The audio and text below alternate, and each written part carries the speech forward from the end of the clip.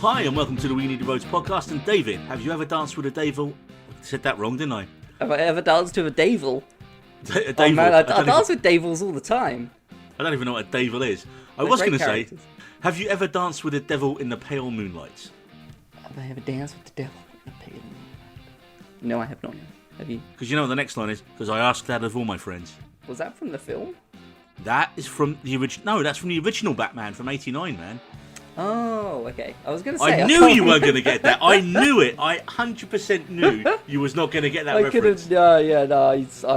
You know what? I haven't seen the original that Batman. Sorry, in a For years. bloody long time. Yeah.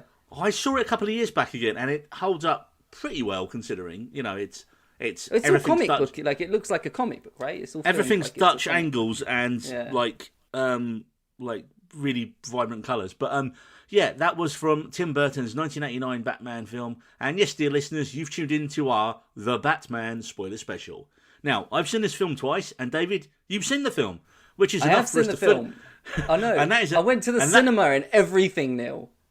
I braved the outside world. Yeah, you're becoming a bit of a recluse, aren't you? I am. I'm like a little hermit in this room. I don't leave. I'm becoming like Gollum. It's a good thing this isn't a YouTube podcast, so people could see us, because, you know, it is quite terrifying. You just see me balding and like my teeth falling out. And this is only on a Wednesday as we record this. Truly terrifying. We're going to delve fully into Matt Reeves' take on The Dark Knight, starring Robert Pattinson. Robert Pattinson. There's a bad joke for you already, David. Oh, that was better than my one. Yep, usually That's is. better than mine's. Okay. What's Batman's favorite fruit? Don't know. A banana. Terrible. Batman. Absolutely terrible. It's a You even got that wrong. Surely it would have been a banana. It's a banana. A banana. I'm saying banana too much. Anyway, so we're going to give you a bit of the background on this film, because the Batman we've seen from Matt Reeves in the cinema is very, very different from what originally was proposed for the character after the fairly controversial reactions to Ben Affleck's portrayal in the Snyderverse films. Now, originally, Affleck was set to star, direct, produce, co-write, and even make the tea on his most recent Batman. But after a while, he did have a few reservations and dropped out of the project. Matt Reeves came in and immediately reworked the story to remove all the extended DCU crap, basically. Connections was the word I was going for. Just get rid of it. Yeah, let's just there's no need to be associated. Oh, it's that Jared Leto in it. Gone. You know. No, scrap in the bin. And what he wanted to do was make a more standalone film. I did read an interview with him the other day, and he says, look, everyone wants a sequels, obviously, but I just wanted to make one really good film that stands on its own. And, you know, fair Isn't play this to going to him. be a trilogy? Well, everything depends Didn't on he box say office, this is going to be the start of a new Batman trilogy? Well, we'll get into the future of the potential franchise. I'm pretty sure that's after. what's going on. One key aspect of Batman that really has yet to be realised on the big screen has been the detective side of Batman, as the last decade has generally just been him walking around grumpily, shouting in a gruff voice, beating people up, even killing them. Yeah, I mean we saw the detective Batman and like the Riddler go at it previously in a very bad Batman film. What one was that? Was that Batman Forever with Robin? Was it Batman or was it Batman Forever? Batman Forever, which was directed by Joel Schumacher, and was this that was the one Val Kilmer Batman with Jim Carrey? Yeah. Yeah, so Reeves wanted to explore the world's greatest detective side of the character and make a film that drew inspiration from the classic stories such as Year One and The Long Halloween, which meant we wouldn't actually get another origin story, thank God, because let's face it, we can only kill Martha so many times, but instead we'd get a story that focuses on a young Batman only a few years into his vigilante career. No more Martha dying. Yeah, well, it sounds like you're dying. I had some cheese. I had some cheese about an hour and a half ago. That's what it is. We're going to kill off Neil, and I'll start putting a cowl on and going out there seeking vengeance. What, at supermarkets for going after cows? Vengeance against the cheese. Where'd you leave the cheese? Pattinson was originally cast in May 2019 to a generally favourable fan reaction, as Pattinson has quite a sizable fan base, and not necessarily of his acting, shall we say, respectfully. But since the sparkly vampire days, he has thrown himself way into the indie film sphere, working on films such as Cronenberg's Cosmopolis, James Gray's The Lost City of Z, the Sadifi Brothers' Good Time, Claire Denis's sci-fi High Life, and of course Robert Eggers' absolutely batshit mental, pun intended, The Lighthouse. Indeed, David, people did seem to be fond of his lobster. Yeah, man. The dude, like we're besties. Rob, my mate here, he's done a really good job of what would you say, revitalizing his, rebuilding himself. I don't think that's the right word. I know, like how would you call it? He's done a really good job of stepping out of that Twilight. Because it could quite easily be like, like with Harry Potter. You associate Daniel Radcliffe with Harry Potter, even though he's also doing quite a decent job. Yeah, I think Radcliffe's done quite well as stepping away. Whenever you see Daniel Radcliffe, I can't help but think of Harry Potter. But with Robert Pattinson, maybe like 10 years ago, I would have thought Twilight whenever I see him in anything. But now, like, you don't. He's done a really good job of stepping away from that sort of that look that you get, that stigma. Is it a stigma? Well, I think the thing is, mate, it was a teen movie, right? It was a teen whatever it was. I mean, I've never watched the Twilight films, and I'm never going to. Have you never seen them? No, man. Because I was like, they're not the best, mate. Yeah, yes. They're not the best. So why would I? You've done the right thing. You've done the right thing. I mean, I was probably in my early 30s when I was definitely in my 30s when Twilight came out. They can be entertaining. They can be entertaining. You just said they were not very good, and they're not good, obviously. But if you just completely, it's one of those films that you can like have on and not really pay attention to. You can like play a video game when you can start playing Pokemon on the Game Boy or something like that. Yeah. I don't know what year I'm in. 1989 apparently when the Game Boy came out. Yeah. Anyway, yeah, no, I think what Pat Hanson's done, I think he was smart with his money, right? Straight after Twilight, he's like, oh, that made all the money, and I want to get away from the pretty boy roles. I want to show that I can be an actor. He kind of did the Brad Pitt thing, right? Brad Pitt, when he made his name with Thelma and Louise, didn't he? But then he went off and did a serial killer film where he played a nutjob redneck serial killer called California with David Duchovny. Did you ever see that film? No, I don't think that was very good. What was it called? California, but with a K. To make it more street. Oh, it was called California. Oh, okay. Yeah.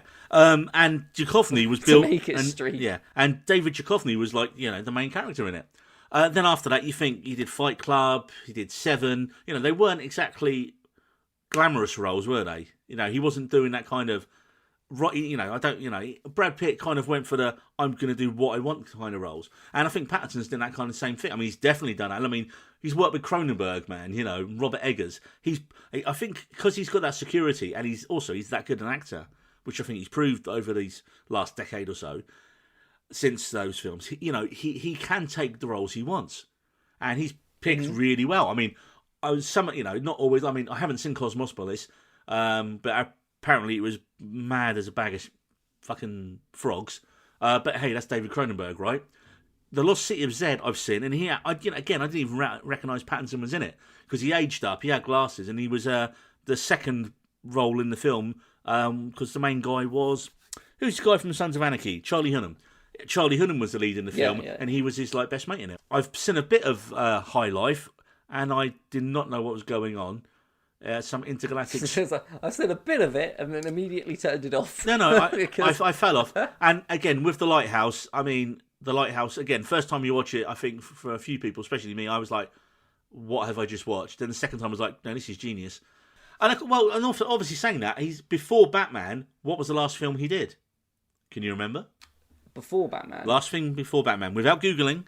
Tenet? Yes, Tenet. So he was in Tenet. And he wasn't the lead, was he? Yeah, he was like secondary. No. So I think he decided with Tenet, okay, I'm just going to dip my fingers back into blockbusters. And yeah, he had a key role in Tenet. So what were your thoughts on Pattinson's casting, Dave? I forgot your name. So initially, when it was announced that Robert Pattinson was going to be playing Batman, I didn't think that he would have the physical build or presence to pull off the Batman that we know. I thought he'd be. Wait, you want Pattinson to pull off Batman? I thought he'd be a little bit. I didn't think he was. I didn't think he'd be big enough. I didn't think he'd be big enough. I didn't think he'd be powerful enough. I didn't think he'd be intimidating. And I was wrong. He's probably the most intimidating, out of them all. He really pulled off that brooding frightening Batman. So I mean, I'll hold my hands up and say, yeah, I got that completely fucking wrong, because that was the exact opposite. So everything that I thought he couldn't do, he did the best out of any of the other Batmans I've seen. So I mean, before we get to our final verdict at the end, so you was very impressed by Pattinson's performance, yep? So his Batman I loved. His Bruce Wayne I didn't. But that's not because of his acting. It was because of his portrayal of Bruce Wayne as that man that was deeply disturbed by his dad's and his parents' murder. That he was just, he was becoming more of the Batman and losing what is to be Bruce Wayne. The Kurt Cobain style of Batman. Don't invoke Kurt in this. I will get onto the Nirvana stuff later. Right, well, I have a big opinion on it. That Bruce Wayne wasn't.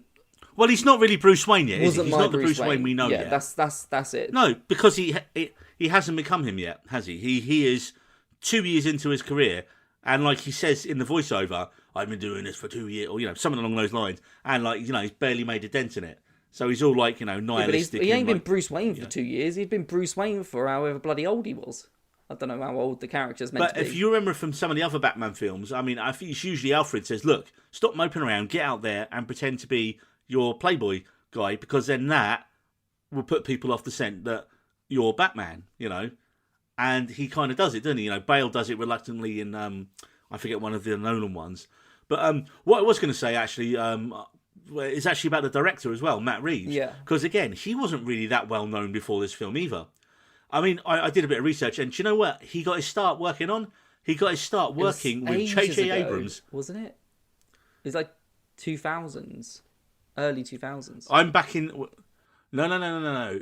His first movie was 2008, which is Cloverfield, but he actually started as I think he was a writer, producer, director and all that, with J.J. Abrams on a WB drama series called Felicity, back in 1998.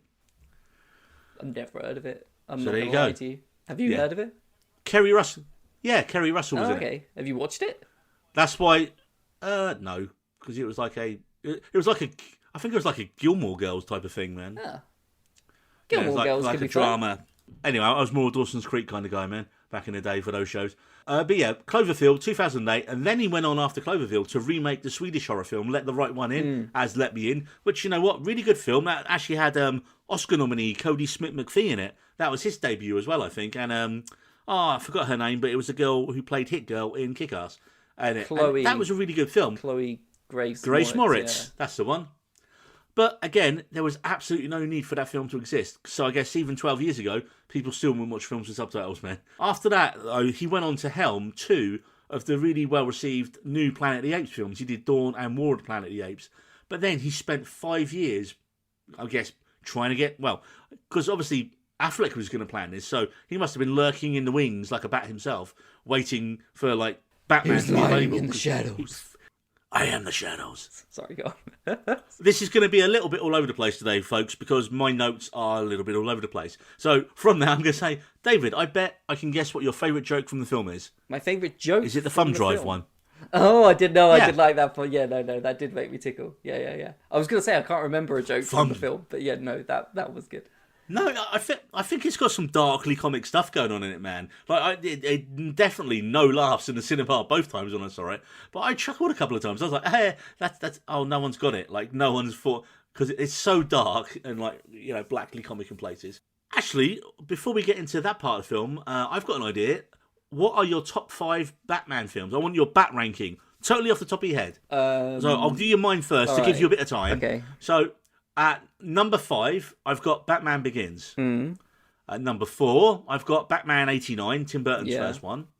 At 3, I've got Batman Returns, the second Tim Burton one, which, you know, Michelle Pfeiffer's Catwoman, Danny DeVito's Penguin, probably the best of all the Burton ones. Yeah.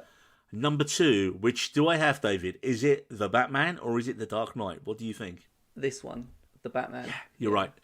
Only just, though. Only just. And then Dark Knight. I mean, I think it... And The Dark Knight, obviously. So mine would be pretty much exactly the same, except I'd have Dark Knight Rises over the original Batman, just because I can't remember it that much at number 5. Fair enough. Yeah. That is a good enough reason. Yeah, I would say I would put this on a par with The Dark Knight for me. I mean, for me, it's a solid 9 out of 10, and it's just shy of being a complete masterpiece for me. Yeah. Just Where shy. did you have Batman Begins? Number 4. Number 5. Number 5 was Batman. Because I was a little bit. I thought you said the original Batman was number 5. No, the original Batman. I say the original. Yeah, the original Batman Batman was in the was- 60s. Okay. But yeah. Batman 89. Tim Burton's one. That was number 4. No, because I remember really enjoying that. Because again, 89, I was.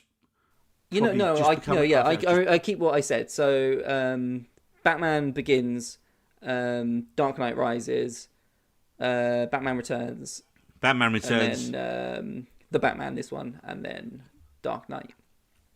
Oh my God, we agreed completely on Yeah, this. I think there's for me there's a clear argument for people that think this Batman might be better than the Dark Knight. For me, there's a really clear and obvious argument as to why it's not. For me, The Dark Knight, you're arguing whether it's the best film ever made in general, whereas the Batman, you're arguing whether it's the best Batman. Interesting. I've not thought about So that. that's a clear. Obviously, then The Dark Knight's going to be better because you're not arguing that this Batman film is the best film that's been ever made because it's not. Okay, interesting opinion there, David. Yeah. Thank you. Well, I do have some I'm of them occasionally. Occasionally, once in a while. So now I'm going to get on to casting. I think Pattinson was brilliant as Batman, and it really is because he is Batman. He's rarely ever Bruce Wayne on screen, right? And which makes sense really, because given the film is a Batman origin story, we don't want to see mopey kid Bruce Wayne suffering the loss of his parents. What we've got is angry young adult Bruce Wayne working nights for 2 years as a vigilante, and even sounds a little bit like Robert De Niro's Travis Bickle from Taxi Driver in his opening voiceover. This is a Batman who, after 2 years, still hasn't made a dent in the city's crime and corruption. And in fact, all he's done is created a mood of fear on the streets rather than anything positive. Multiple times, the people who he's gone to help have looked afraid of him and said, "Oh, don't hurt me," as well as the criminals. Just an empty shadow in that brilliant opening is enough to terrify criminals in Gotham, especially when the bat signal just looms over them in the sky like a warning. Yes. And it is a It warning. was yeah. Yeah. That I love that intro. the intro to the film was probably the best intro to any Batman film, including The Dark Knight. It was Yeah, I think I'd agree with that. It was Yeah. In fact, it made me a little bit. That's one of my negatives for this is that I was a bit disappointed that it didn't lean more on the horror element with the because that darkness where he is and his slow thumping as he's getting closer and closer, and everyone's just shitting their pants.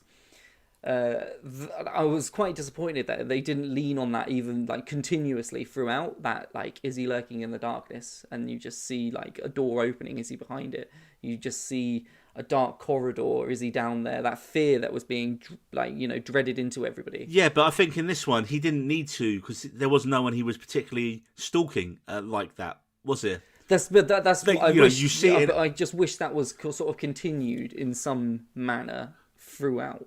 But there wasn't. But after, I mean, looking that at the way the initial story introduction developed, to him, it was kind of just okay, here he is now. There's no more fear. That it stops becoming that horror film.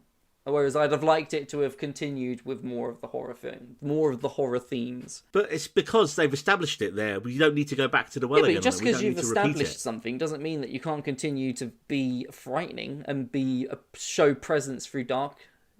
So I think it is very dark. I mean, what I did like was that Batman's no-kill policy was back, which was nice. And although we don't explicitly see him kill anyone, people definitely died in it. When those guys are coming at him on the lighting rig near the end of the film, there's no way you're surviving those drops and all that kind of stuff. The fucker kills innocent people chasing down the Penguin when he didn't even. It was a fucking false lead. So he's there killing innocent people on the motorway. They're all blowing up, and he gets to the Penguin and he's like, "No, mate, you got the wrong guy." And I was like, "Ah, drats." Oh well, okay. Yeah, all those people I've just killed. Well, collateral damage, man. It's it's what you get for being in a superhero film as a regular person in a car on a highway. You're gonna Gotham die. looks like You're gonna die in every film you've ever seen. Gotham's just a fucking shithole. Why would anyone live there? Well, do you know what was funny for me? Because where it was, a lot of it was filmed in the States, but a lot of it was filmed in England, specifically in Liverpool. Did you notice the Liver building multiple times in it? I didn't. I didn't. I feel like I would have if I'd have. David. If now you've pointed it out to me, I'm David. going to look for it. I didn't notice it in the film. No. Do you remember I posted those pictures when I went to Liverpool in December? And I was like that. There's that picture I put with my mask on outside and with a light. I and know. like, I know the Batman. Live building. I like obviously. Yeah, but I don't know what. A lot of the city skyline from Liverpool was used for Batman. So there's, I could see the Radio City Tower in the background. Obviously, they've like daubed the different stuff on it digitally, but certain places. There's the scene on the rooftop, right, where Batman and Catwoman are having their talks. They have a lot of Gordon talks on the rooftops, man. On the roof, the rooftop of it's half the film discussion. But that view from there, right, is just behind the Liver building at it's supposed to be sunrise and sunset in it, but that's literally the view I had from my hotel room in December. I was like, I reckon did they film it from like this hotel, because it just looked just like it, man. But yeah, I mean, we'll get more onto the cinematography in a little while. But what I want to say is, yes, I honestly think this is the first time we get Detective Batman, and this film to me, it really felt like a cross of Fincher's work, like Seven and Zodiac. It was Batman. Fucking 100%. It was a combination of the two of them with Batman. Yeah, that's what someone said to me in the office. What's it like? I went, Seven. It's like Seven and Zodiac, but with Batman. It was Seven, but you take the Zodiac killer, and then you add Batman, and then you got yourself a film, and then you got yourself the Batman. That's it right there. You've even got the length of Zodiac, because that film goes on for a fucking while. Yeah, man. I mean, it's funny, actually, because everyone kept going on about how Joker owed a massive debt to Scorsese, where Joker was literally just the king of comedy. But this owes a massive debt to Scorsese as well, I think. This owes more of a debt to Fincher, and its aesthetic, and it's just the crime elements of it, like you say, and the serial killer taunting the detectives kind of thing. But, like we mentioned earlier, the start of this film with the voiceover, and like this nihilistic, he hates everything about the city thing, just sounds like Pattinson doing his best De Niro from Taxi Driver, with his hate-filled rant about the city of Gotham. Have to mention, David, the music. That amazing score by Michael Giacchino. And it's based on that dun, dun, dun, dun, dun. So the music... That is the actually... music, for me, didn't have as big as impact as it did for you. Oh... Because you kept banging on about that for a while, and then I watched it. I've been listening to the soundtrack. There was nothing in it that was like that particularly from a sound design perspective made me. What he'd done, which is it's not a bad thing, because it kept me immersed. It didn't take me out of it by thinking, oh man, this is a really decent piece of music. So it's not a bad thing that I didn't catch it. For me, a lot of the music in it, because I've listened to the soundtrack quite a few times, and they're all kind of variations on that main theme. That dun dun dun dun. But that kind of main riff itself is almost a sped up version of the Nirvana song "Something in the Way," which we hear twice in the film, which I was surprised at. But yeah, because that's dun dun dun dun. Apologies. I feel like you're going to start going da da da da da da da da da da da da da da da. I'm sorry, David. What is that? Star Wars, man. I know. I just wanted you to, Okay, know. but that's where look, I felt you were going. When we hear, yeah, I was going to no sell it like a power bomb onto a table. Yeah. So the thing is, right. So a lot of it's based around the whole grunge and Nirvana thing, right? But the actual lyrics in the song sync up really well. The first time you see it when he's driving around, I'm sure one of the bits that syncs up really well. And lyrics syncing up to the on-screen action is one of my things, David. I love it when... Fan. You are. I'm a big fan of really well done sound mixing. And in this, we get what's the line in the song? The animals are trapped. And that's when he's just going around looking at, and there's people scared in the streets, and there's all that, the violence going on. I was like, yeah, the editor here knows what he's doing. And the line near the end, in the Batcave, I'm sure it's a bit where he says, all have become my pets. And that's when he's going through the Batcave and all the bats are flying around. So I was like, see, again, intertextuality, you do man. Like your, that extra... Yeah, I like it. But, as well, for the love of God, please do not call and I've seen this in so many reviews, Nirvana were not emo, right? They Emo were grunge, was a genre weren't they? in the late...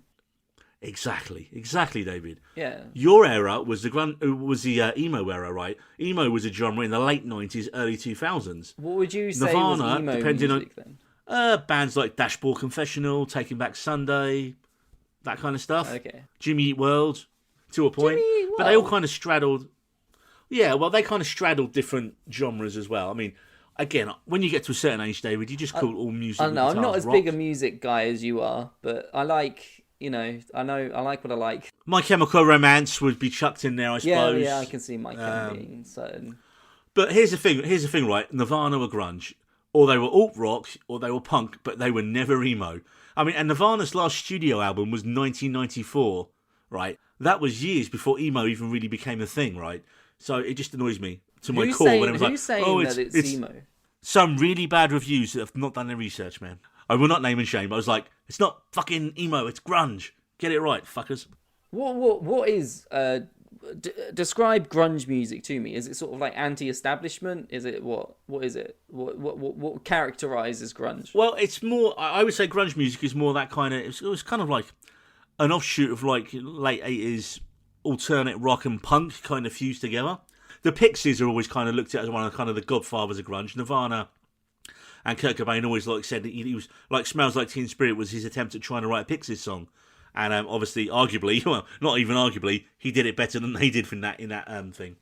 But it's kind of it's that kind of grunge. I mean, it become a lifestyle, it become a fashion, it become a cultural touch point. And it's funny because almost all the bands connected with it, like, fuck this, we don't want to be related to this. We're all like, and I always say this, like, Nirvana were probably a bit more punk than to the punk side of the spectrum. Bands like Pearl Jam are like your modern day Led Zeppelin, more, they're more classic rock and wailing guitar solos. Bands like Alice in Chains and Soundgarden were more to the metal side of it. And, it's funny, probably, like you say, all these different bands, they never really called themselves grunge themselves. It was just a label for all this band that came out of the, a lot of them come out of the Pacific Northwest in the States, obviously Seattle area and all those kind of places. And it just kind of all broke at the same time. So it was more kind of like a scene thing than it was, like in emo bands were kind of have similar characteristics, I suppose, like what they sing about, like the kind of soft, quiet, then loud screaming stuff. There's a exactly loud screaming, exactly cheddar.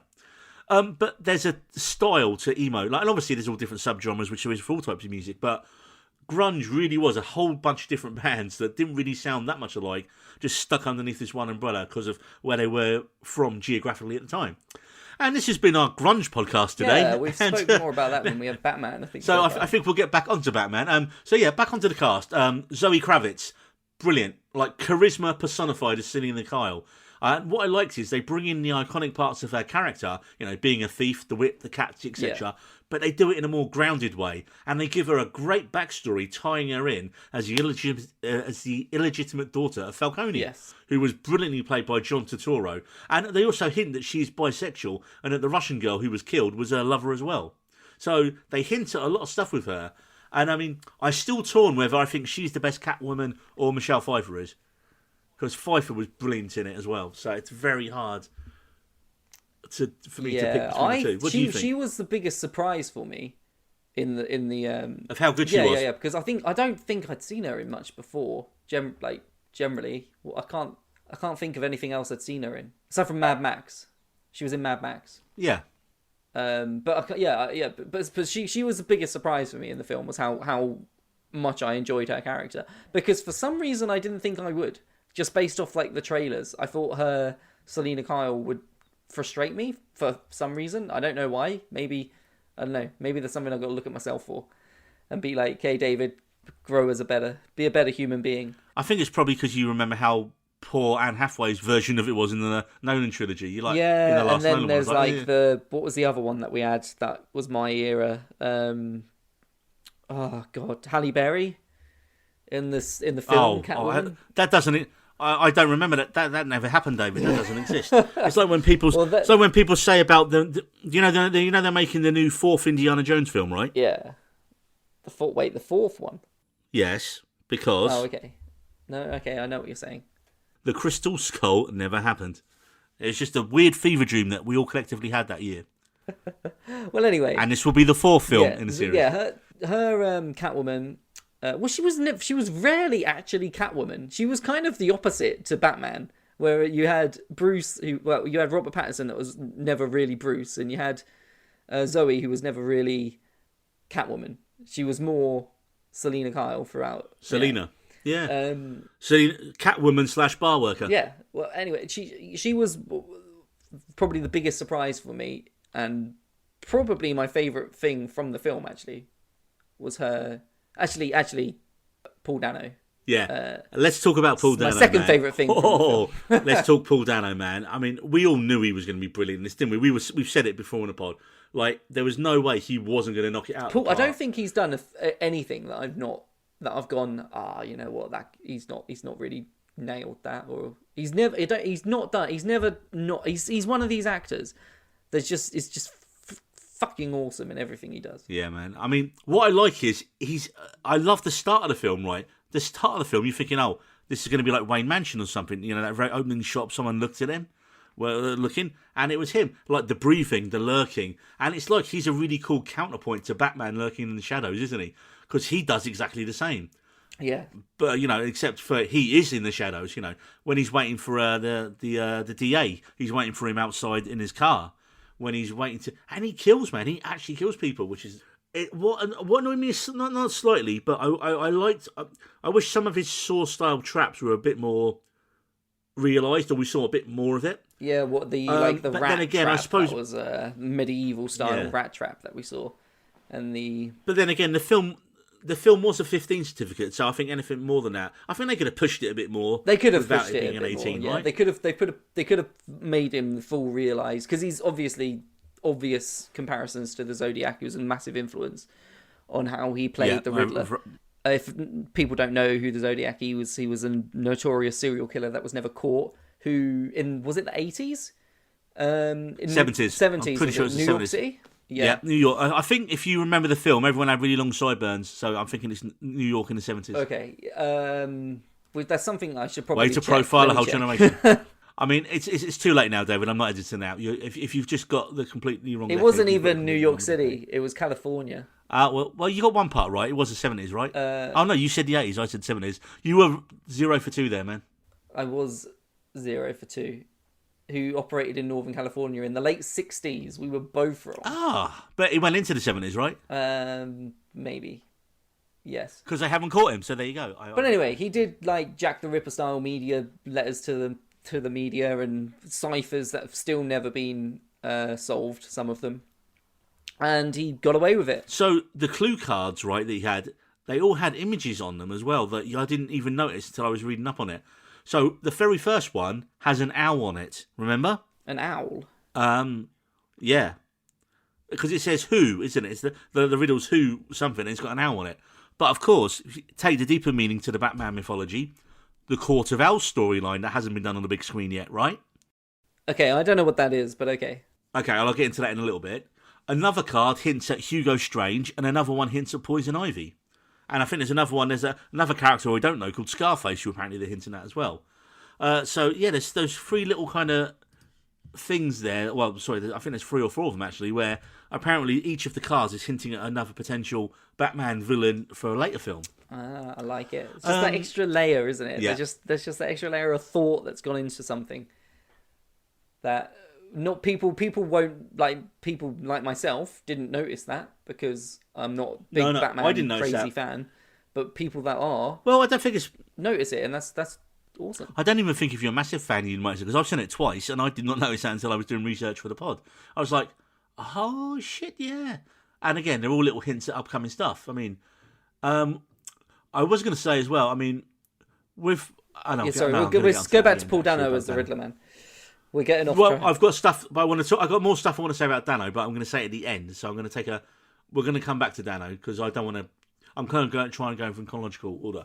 So, obviously, next up, you've got Colin Farrell's Oswald Cobblepot, the Penguin. Unrecognisably. I mean, actually, you could recognise him. You could see it was him, but fucking hell, it was awesome. No, man, I've spoken to people who've seen the film and did not know who he was in it. I think because I knew it was Colin Farrell, I could see Colin Farrell. We all knew. So when you're seeing it, I could like, oh yeah, I can see that. But some of the stories that you've got, like, where he's gone to the when he's gone like just strolling down the street into coffee shops and whatever, wearing the fat suit, it's got some weird fucking looks, but no one's no one's known who it is. Fucking brilliant. Good job, prosthetics people. Good job, fat suit people. Good job, makeup artists. Oh, I mean, it's a great job. I mean, but one of the questions everyone said is, but if you got Colin Farrell, why did you cast him? But hey, you probably wanted to have fun with the role, right? You probably wanted to play that role. That's everyone's like, but I think it's all these people that found Colin Farrell attractive and were like, oh, but we don't now. But what? No, man, that's conflicted. Stupid. Like, it makes more sense to say, why did you cast Vin Diesel as Groot? That's more of a why the fuck would you do that? Because you've just paid someone a ridiculous amount of money to go, I am Groot. That doesn't make sense to me. But Colin Farrell in this thing is about performance still. Yeah, well, yeah, it is. But you completely missed the point of what I was saying there. But I've forgotten the point myself now. I don't know because say they needed Colin Farrell because they've covered him in prosthetics and is unrecognisable. Yeah, and I said, and so I think a lot of people who were just like, oh yeah, Colin Farrell, because they like, obviously find him attractive. Then they've seen the film and like, oh, now we're conflicted because it's still Colin Farrell being brilliant, but he looks like the Penguin. And then he went on a rant about something, and I forgot because I dozed off in a little bit in the middle of it. But I I was going to say what I like is that this is the first time in this film that Batman meets the Penguin as well. There's that great scene in the club where he's like, "Hey, I'm Oz." I was like, "Oh, that's cool." Club there, and then you establish his where he's just sort of working his way in. And well, like you say, I mean, by the end of the film, we've established his antagonistic relationship with Batman. I mean, it is like you've seen in previous incarnations of this Batman Penguin thing, where Batman turns up, roughs him up a little bit, and the Penguin's like, "Oh, I don't know anything," and then he goes, "Okay, I'll leave you alone," and then leaves him. I mean, that was a little Penguin gag, wasn't it? When they tied him up to the lamppost, left him, and then they let his hand. I think he got his hands free, and then he does his little penguin walk out of us. I was like, brilliant. That's how you get it in early doors, isn't it? I don't. You remember that? No, I don't. I don't. You didn't remember that? When does that? He literally hops when he's getting interrogated by Batman and Gordon, and they've got him tied up to the lamppost. Is this after the car chase? When they free him. Yeah, it's after the car chase. It's like, and then I think they let his hands free or something, or he gets his hands free, and he's like, "What? You're just going to leave me here, you sons of bitches?" And he yells, "You sons of bitches!" And he hops away because his feet are tied still. Oh no! Okay, yeah. I do. Oh. Yeah, I remember. Okay, I didn't think that was a penguin. I didn't see that was trying to be funny being a penguin. Yeah, that's exactly what it was, man. It's like he had the physicality of a penguin, man. He got inside the animal. He was method. That's a Freddy Got Fingered reference. Remember with the moose? Get inside the animals. I don't want to fucking think about that film ever again. Yeah, so obviously, as we get to the end of the film, he's risen through the criminal ranks to replace Falcone, and he is going to be the head of the Gotham crime underworld going forward. And of course, we know HBO Max are doing a Penguin spin-off show with Colin Farrell. Yeah. So I guess it's going to be that when they announced that, I was just like, I kind of went just like. Well, here's the funny thing, right? A lot of people said, "Wait." Everyone's like, "Yeah." The producer was like, "Yeah, it's going to be this gritty, crime-focused, and it's going to be like the police dealing with." Like the organised crime in Gotham, and I was like, wasn't that just Gotham, the TV show that ran for 5 years? Yeah. Or maybe 6 years. Yep. But the problem is, with Gotham, right, when it was good, it was really good, and when it was bad, which it regularly was, it was really fucking bad. But there'd be like, the guy who played the Penguin in that was really good. He walked like a penguin in that, because he got his leg beaten the shit out of with a cane at one point. How different can it be? I mean, what are we going to get like The Wire? I just thought when that was announced, I was just like, why the fuck do they just milk? I get it, money, like I get, but I just think at some point you want some sort of originality coming from like. Well, we haven't got that here. It's not, is it? It's just let's bring something that's popular and make money, which is fine. It's making money. It's gonna make money, so. I was going to say, so back to Paul Dano. Now, what I really liked, and this is the most Seven thing Dano? about it. I thought it was Dano. Have I been saying his name wrong this entire time? I mean, the odds are in your favour. Forever in your favour. Sorry. Yeah, you just petered me out there, man. Get it? Get it? Let's it? go into Hunger yeah, Games, I know. Peter. Yeah, I got it. Let's. The worst character ever committed to film. No, the worst man, male. he's not the worst character ever committed to film. There's been so many. He literally worse gets characters. injured in a major franchise. He gets injured and then hides for a whole film, and then gets brainwashed and tries to kill her. We're not getting into that now, but yeah, he was rubbish. Fucking fuck you. Although he redeemed himself with Future Man, so yeah, fair play. But even Future Man mocked how crap he was. So I don't know. Perhaps that's just a character type. But yeah, getting back to Paul Dano. I call him Dino now. You've ruined it, David. I can't pronounce a 4-letter word now. It's been a long week. We're on first names basis, man. We're good buddies. It's Paul. With Dano, what really makes you think of Seven is when he hands himself in. Yes, yeah. Like he's literally sitting there in the wanting to get caught. He's like, right, plan's going ahead. I'm going to hand myself in. That's part of my plan. And cool, it's all done. Right. And then obviously Batman goes to see him, and you get that great double bluff at the end in Arkham, where Batman thinks the Riddler's figured out that he's Bruce Wayne, and then at the last minute he realises he doesn't know that. Yeah. And that Wayne was his last target. Like, oh shit, keep my mouth shut and listen. Like, I was like, there you go. There you go, Bruce. Smart one, Bruce. Well keep your mouth. Yeah. Because like it wasn't just him that thought it, the audience thought that he knew he was Bruce Wayne. Yeah. And then, that was masterful scene. Bruce Wayne. Yeah. And what I really like of that scene is as well, and this has kind of been hinted at in previous Batman stuff as well, very much with the Heath Ledger thing, because he's like, oh yeah, but we should be mates, because I'm killing off all the corruption and I'm going after all the bad people. It's revealed like the Riddler was inspired by Batman. And because of the existence of Batman, it emboldened the Riddler to escalate his attacks. And he saw Batman as this, like, inspiration to go ahead and goes, oh, yeah, he's, like, fighting bad guys, and he shouldn't be, so I'm going to do it myself. And I love that the Riddler only has 500 followers on his, like, social media accounts, and they're all alt-right gun nut keyboard warriors. And again, it keeps it very grounded and relevant to the modern day. But again, we do get a sympathetic reason for the way the Riddler turned out.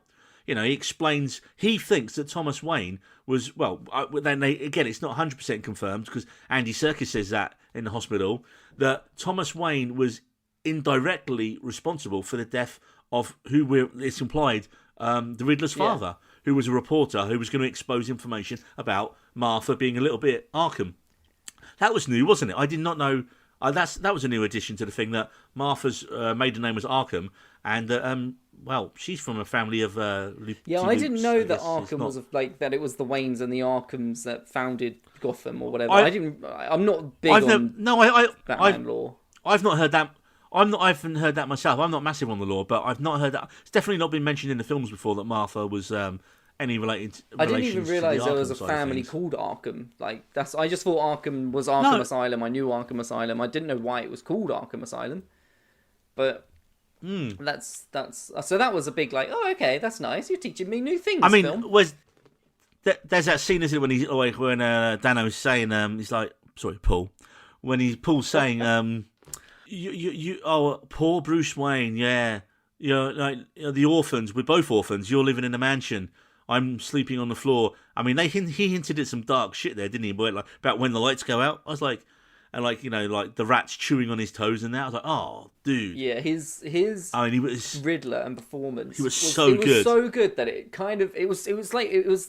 so good that it makes me kind of worried if they do, like they've mentioned, want to make another film, a sequel, because I feel like it's the similar thing with the Joker in The Dark Knight, where it's like Bane. It didn't top it. Tom Hardy didn't top, and so I feel like someone's got the fucking work cut out for them to top Paul Dano as a villain in this. Well, and as we're in Arkham, we might as well mention that scene right near the end, where they tease the it Joker. Looks like they have introduced. You've got to tease the Joker, haven't you? Played by Barry Keoghan. Is that who it was?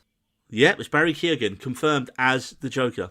Now that's a good choice, though, man. That's a really, really good choice. As he slowly Googles who this is. He was in what was his character? He was in the Eternals. He was Druig in the Eternals. Keoghan. Keoghan. Just Google Druid the Eternals. Hugin, the Irish actor. And while he's him. Googling... Yeah. Oh, okay. That was him that was doing it. Oh, yeah, okay. yeah. Oh, okay. Well, yeah, it was teased he was the Joker, wasn't it? There was a Joker teaser. Yeah, it's implied. But no, so with the Riddler. So what was your favorite Dano scene then? For me, okay, I'm just gonna straight up say. For me, It's got to be. Sorry, go on. I'll let you say. Are you sure? I will. Go on. It's got to be his scene at the end in Arkham with Bruce, Batman. Oh, okay. So mine's different to yours. That's my Your favourite. fake out bit. I guess that is the point where we actually get to see him properly without his tape mask or whatever it was, and it's in the cafe. It's just performance, isn't it? That we're getting from him there. That's good for me. It's the bit where he's on the phone to him just during the funeral with the bomb. Mm-hmm. That for me, where he's there and he's got his he's talking to the screen and to I just thought that was so good. It was so chilling. It was kind of ruined a little bit by having a little Batman in the corner, like on FaceTime. It made me laugh. But if you just ignore that and just look at Dano's performance there, oh man, it was so good. It took him like hundreds of takes to get that right.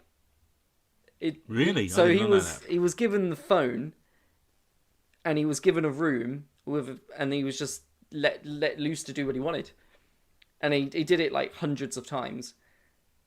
And that's the result of it. And by God, well, mate, I would love. It was chilling. I would love to have been the editor. I would have loved to have been the editor on that, just sitting there looking at different takes of it and going, "Well, that's terrifying. Well, that's terrifying." And Matt Reeves, director. They're all really good. Which one do you want? We'll just pick the first one. Okay. Yeah, the first one. No. Do you know what this is? And as an editor, literally, always look at the last one, because 9 out of 10 times that's the best take. It's your filmmaking notes for you today. It was fucking brilliant. Only slightly ruined by the little Batman on FaceTime. Yeah, okay, get over it. I didn't even notice it because I wasn't looking at the little Batman on FaceTime. When you watch it again and he's doing it, I've seen it twice, man. I'm giving it a break. Just have a look at just have a look. It's just Batman in FaceTime in the corner, and it's just so surreal. It makes me, even though the whole thing's surreal, it just made me laugh. Right, so I've got a few more little things here. What I like about the film is a lot of people have moaned that it's ultra dark and it's really gloomy and it's too serious. And you can make the argument that it is. Well, but you can make the argument that it doesn't really do enough differently from Nolan's films. I mean, I think it does because this is a detective film. This is a crime film. This is an epic serial killer story. Yeah. This isn't your typical superhero thing, which I think is brilliant for it. And what I like is his character progression. There's clear character progression in Bruce and Batman throughout the film. When it starts, he's really nihilistic. He doesn't care if he lives or dies. He feels like he's not making a difference in the city. And it starts with him seeing the son of the, is it the mayor who gets murdered? Yeah. And he sees his son, and it starts making him think of his own background. Thankfully, we don't get a flashback and see Martha getting plugged in the face again. And all the pearls dropping, because it happens at least once every 5 years now. At the end of the film, you see Batman helping the same child out of the dark and watery depths into the light. You know, there's your best visual clue ever. He holds up his flare. I mean, that's the shot that's being reshared everywhere, isn't it? And it's funny, because when that was shown in the trailers... He's taking people out of the flood. Leading everyone out. But out of context, when you saw that shot in the trailer, I was like, oh man, he's going to fight all these people. He's getting swarmed by him. And no, he's leading people out of the depths into the light. So that was really good, man. At the end, when Catwoman was like, hey, fuck these guys, let's go to Bloodhaven. And he's like, no, I'm going to stay, because there's something worth fighting for now. And she's like, well, it clearly isn't me. See you later, and gets on a bike and fucks off. Yeah. You touched upon one of the criticisms for me of the film there. Which is the serious tone or the length? Well, the length is one of them, but it was... What did you say? Tell me what... I said the serious tone, or the length. No, it wasn't the two either big. of them. Or that it wasn't too dissimilar from yes, Nolan's it wasn't versions. too dissimilar, thank you. that's one of the negatives for me. It wasn't that it was dissimilar from Nolan's films. It was that because I feel like what Christopher Nolan does is he's so reinvents everything, doesn't he? He's so in what's the word? In innovative. Thank you. Yeah, he's very innovative, isn't he? He does everything. He reinvents what you see, like Inception. He did it with Dark Knight. He's done it with the Batman trilogy. All of it sort of reinvented cinema and what you can do with certain set pieces and stuff. And this didn't do that. It wasn't innovative enough. It wasn't, but that's not a negative necessarily on the film. It's just that it doesn't need to be, does it? It's just that Nolan's films did it and this one's didn't. Yeah, So I sort of associate Batman films with being able to do that, and it didn't. But it is a negative for me, but it's a very small one, and it's not one that's going to knock off a point, on the out of 10. One that will knock off a point is the sheer length of it. Unnecessarily so, I think. I was getting Lord of the Rings endings there. No, see, I didn't mind the pace. I liked the slow pace. I felt it worked really well. I just thought it didn't need to be as long at the end. What I was trying to think, because afterwards I was thinking that was the biggest negative that we both had coming out of it, was that it went on for fucking ages, and I was trying to think of what you would actually cut from the film that was unnecessary a little bit. Like, there was no need for that because it didn't show or add anything. I would have changed the ending. I didn't. The one thing I didn't like, and not like it. It was still a good scene, and it was needed. But I would have, when like the Riddler's, he set all the bombs up and he blows the thing, and everyone's. I felt like nothing tops that scene in Arkham.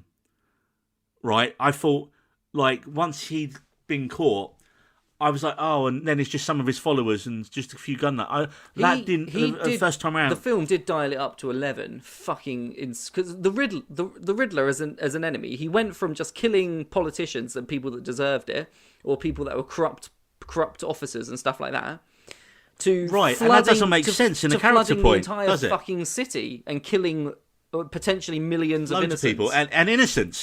So that doesn't track, does it? That doesn't make sense. He dialed it up to 10, from a character point of view. out of fucking nowhere. Really. I mean, I did like the fact that like he's like really shocked when he's like, oh wait, we're not going to be friends. Yeah. Wait, we were working together though, man. I was sending you all your messages. We were like we were just, I was just slipping some DMs. Best buds, man.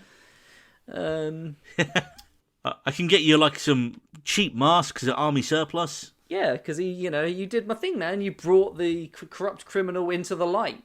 What I think would have been good is if he'd a corrupt criminal. Perhaps a bit where they. It's so funny that that's actually a thing in this. Corrupt criminal. Yeah. I think what I would have preferred, right, again, is something smaller scale. Like he'd set one final trap for someone. I mean, I know they blew up Alfred and put him in a thing. And it's a shame we didn't see more of Andy Serkis' Alfred, because he was very good. But then also, in that scene in the hospital, I was like, he is just playing Michael Caine's version of it. I really felt he was just like... And they only hint at...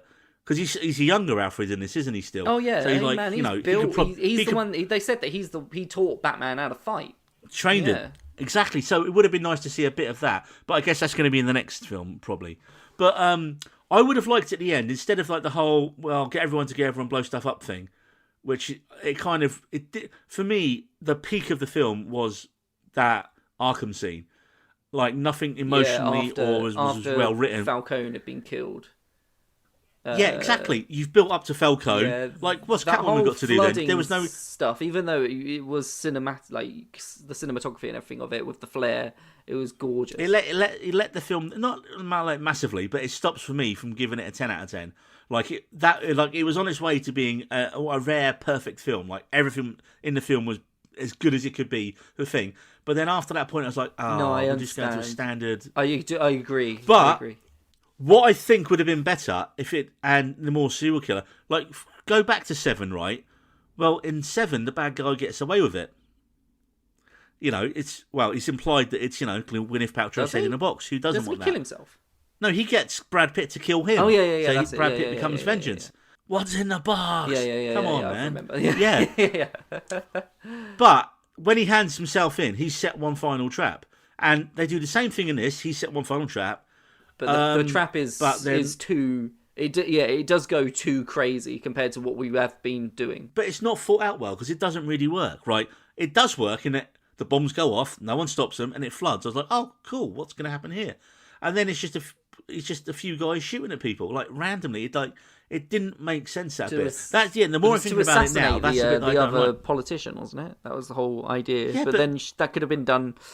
Regardless, there was no... I understand, there was that no last 7 trap. But also, he was only supposed to go after corrupt people. And she hadn't been proven to be corrupt. What was the plan? Had she?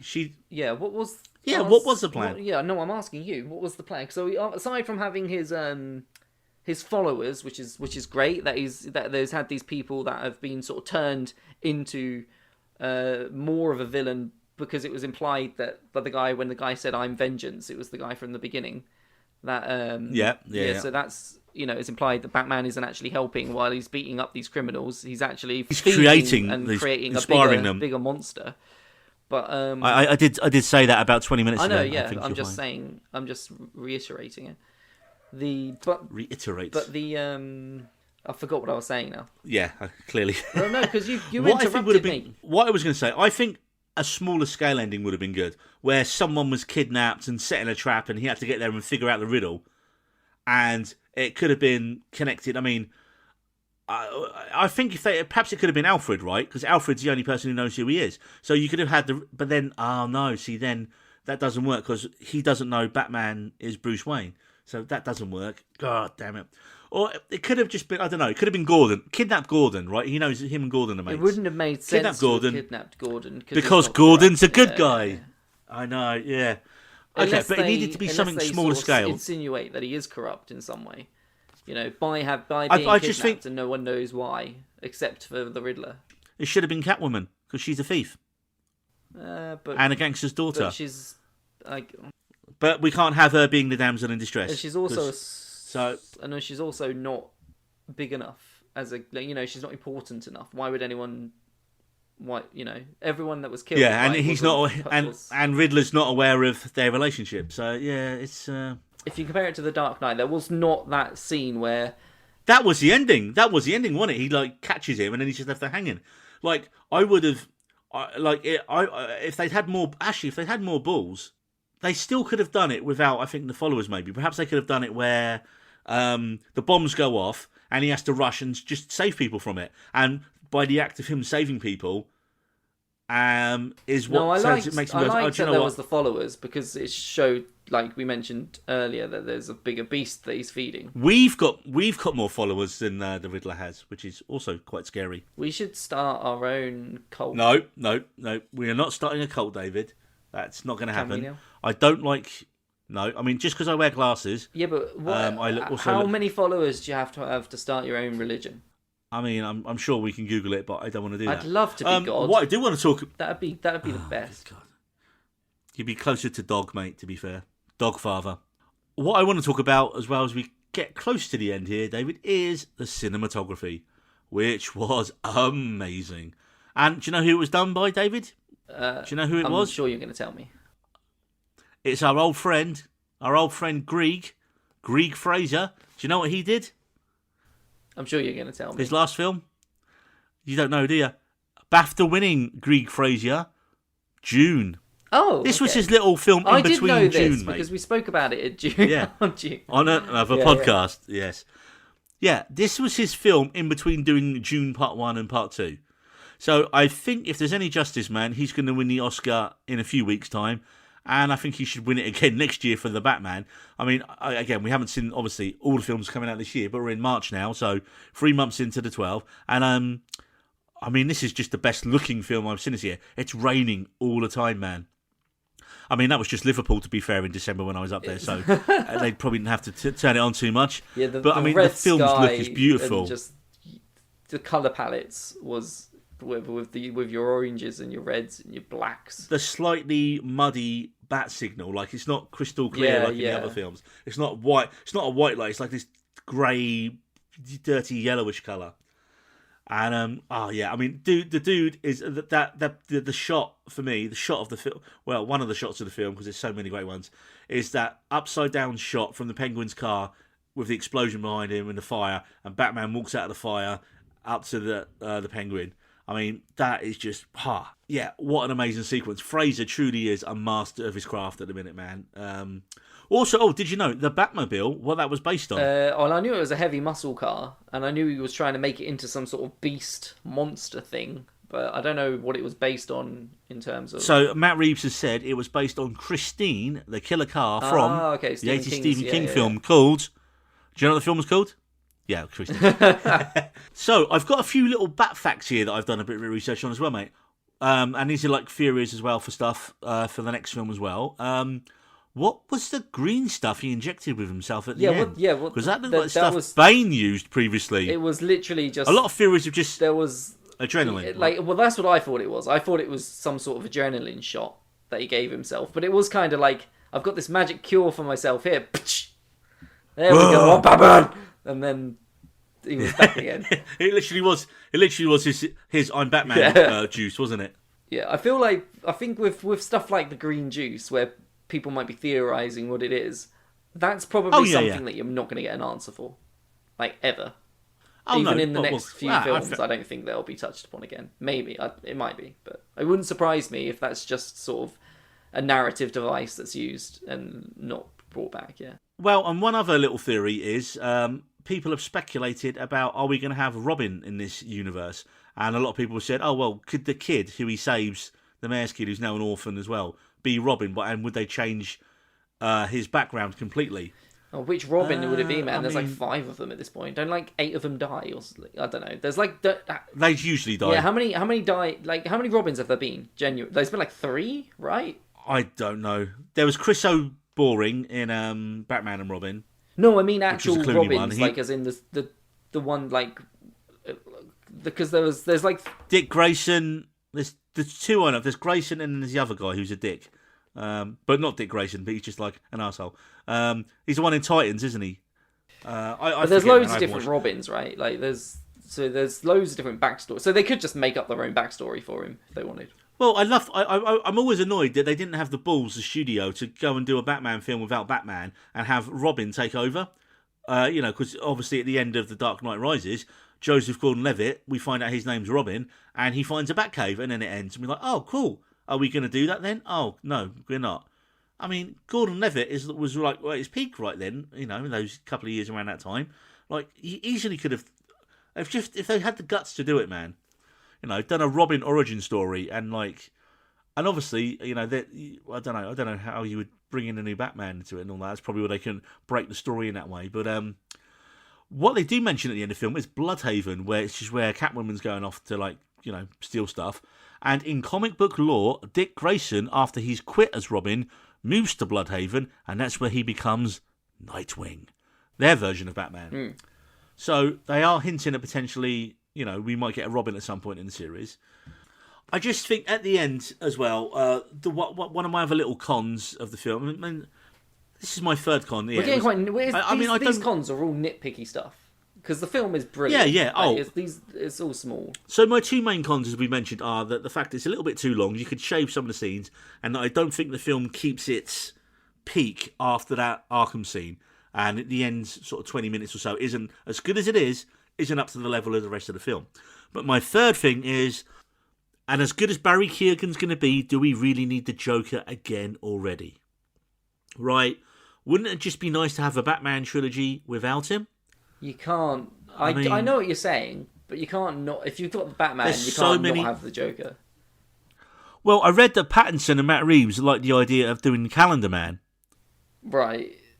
I mean, but again, that's a bit too similar to the Riddler. Yeah, there's loads of cool villains that you can do with him, but you can't. It's like you can't not have the Joker. He's iconic. He's as iconic as the hero. Almost every other Batman film, Batman gets overshadowed by the villains. And, he has to hit the same beats in the story.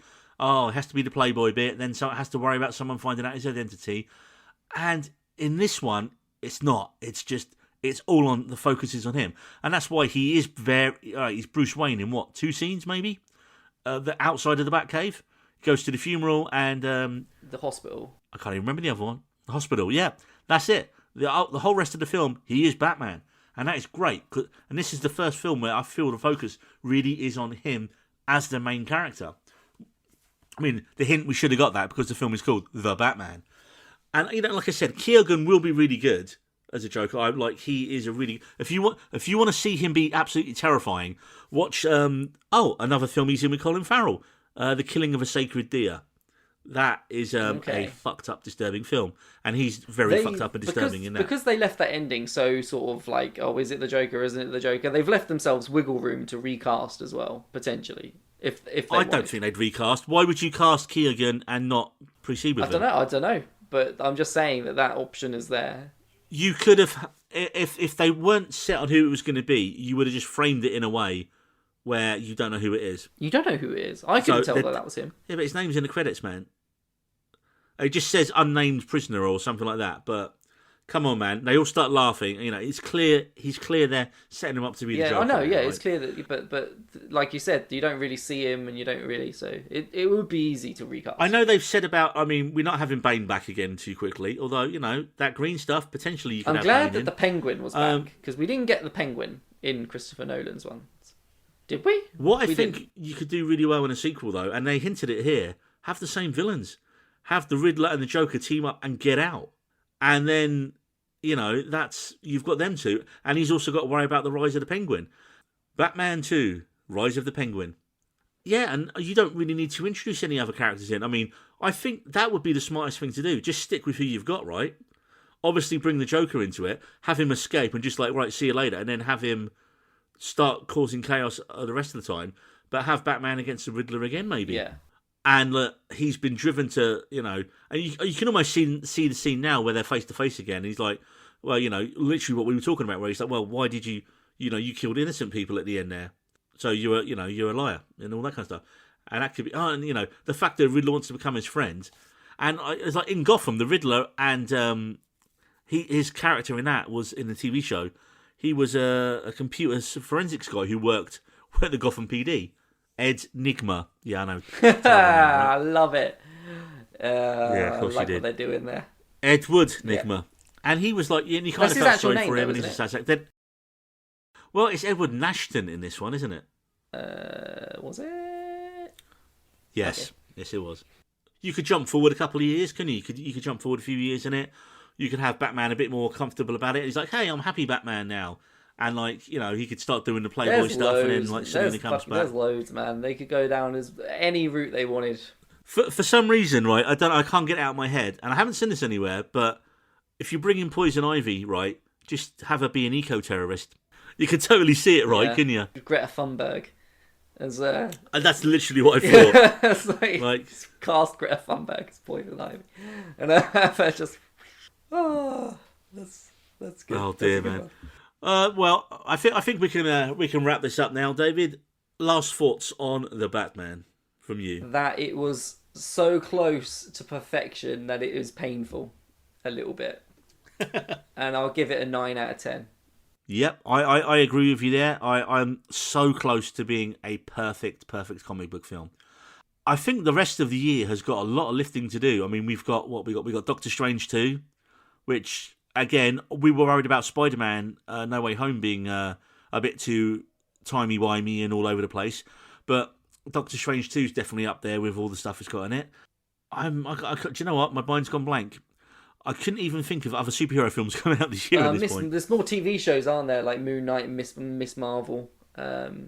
Dreams. Oh, what did you think? Did you see the Miss Marvel trailer the other day? I've seen something, yeah. I didn't... That's not a yes or no. Have you seen the trailer? When did it come out? With sound I've seen a trailer. Yesterday. I haven't seen one yesterday. It came out. I didn't see that one, no. Or the day before. I haven't seen that. That's the first thing that came out for it. But no, I was going to say... What have I seen then? I've definitely seen a trailer for it. Yeah, it was. It might not have been yesterday, but it's the last couple of days since the Miss Marvel trailers dropped.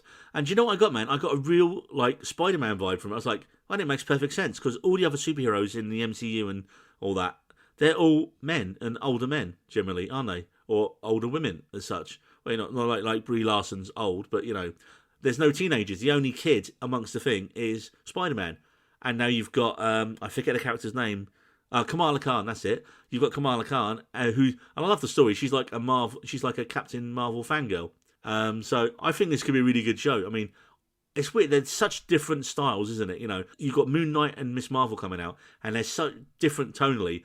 I mean, I haven't got a clue what Moon Knight's going to be, man. But hey, it's got a man Oscar Isaac in it, and the man, it's got Leo Atreides in it, so I don't expect it to be shit. And also, it's got Ethan Hawke, the Hawk. The Hawk. In conclusion, for me, The Batman is an absolutely excellent film that may be a little too slow for some audiences. I don't think it was too slow. I don't think the pacing was bad. I think it was just too long. I don't think it's too bad. I think the pacing was for some good. people, It was just long. If you have a little read on some of the negative reviews, a lot of people, or just like on social media, the main comment for people who didn't like it is, "Oh, it's slow, it's boring, nothing happens." But again, well, if you considered like the trailers of the film as well go on for 20 minutes before the film even starts, so you're sitting there 20 minutes in, you ain't even started the film yet. So it all sort of adds on to it feeling so fucking long and a slog. Oh, last thing I'm going to mention, mate. Despite being almost 3 hours long, so tenuous segue there, many people have been back to see the film again, myself included. And on the 12th of March, I am looking at stuff. It has made almost 500 million worldwide, which is not a bad return from a budget of 150 million. Not at all. Not at all. Not at all. I think they can probably knock on an extra couple of 100 million to this, I think. Will it hit the bill? By the time it... No, I don't think it will. I think, and that's purely down to the length. Having said that, the timing of it in the cinema has been really good. Because like I said, I went last week to the cinema, I was like, there is nothing new out that I want to see. And this week I was like, I was almost tempted to go and see it for a third time this Friday. But instead, I'm seeing a film I know nothing about. What did you prefer watching it, the first or second time? Second. You preferred watching it the second time? Well, I don't know. Do you know what? I don't know. No, because there's certain things the first time round you're like brilliant, but then you're appreciating different things about it the second time round. Second time round, you're like you. I don't know. It is one of those films that I think it does get better with repeated views. There's so much to unpack in it, and it's so well done. So, well, you haven't told me how many nils. Well, 9. 9 out nils. of 10. Clearly, yeah, 9 out of 10. 9. I would go as far to say a 9.8 out of 10. It's that good. What's Dark Knight then? Not that we usually. Dark Knight is a 10. It's one of those few. I just want to know that we're on the same page. Yeah, okay. It's time to turn off the bat signal, get some shut eye, and we'll see you next time. Hey Neil, I've got a riddle for you. Okay, What? Okay, a man is outside in the rain without an umbrella, without a coat. Oh no, what's happening? My list of audio devices has been changed. Why? Okay, I'm still recording. That's fine. I'm still recording. Okay, so a man is outside in the rain without an umbrella or a hat. Didn't get a single hair wet on his head. Why? I'm too tired to ask you to repeat it again and think about it. He was bald. Just tell me. Come on, man, you should get that. Come on. You just outed me as bald on the podcast, David. People have seen this. People have seen photos. You post photos on Twitter, little selfies of you in the cinema. Occasionally. Okay, well, okay, he's bald, everyone. Ah, Good night. brilliant. We needed roads.